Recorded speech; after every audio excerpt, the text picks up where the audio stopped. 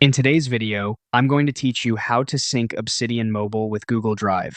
We'll do this entirely inside the Obsidian app using a community plugin, and I'll walk you through each tap so it's simple and stress-free. Before we begin, make sure Obsidian is installed on your phone and that you have a vault open. A stable internet connection helps here, since we'll be downloading a plugin from the community catalog. Start by opening Obsidian Mobile. You'll land in your vault. At the top left of the screen, tap the small box icon. This opens the main panel, where you can access vault options and navigation. Now look toward the bottom of that panel and tap the settings gear. That takes you straight into Obsidian settings, where all plugin controls live. Inside settings, find community plugins. This is where third-party extensions are managed. Tap community plugins, then tap browse to open the plugin directory. In the search bar at the top, type Google Drive Sync. You should see a matching plugin appear in the results.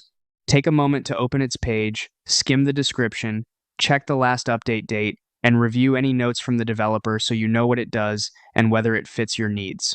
When you're ready, tap Install. If your device or Obsidian asks you to confirm, tap Install again to proceed. Depending on your phone, you may also see permission prompts related to storage or network access.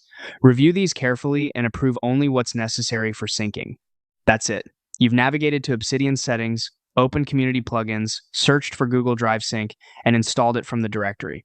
From here, you can explore the plugin's options inside Obsidian to align sync behavior with your workflow and keep an eye on updates in the community plugins section to stay current. If you ever need to make changes, just return to the same settings area.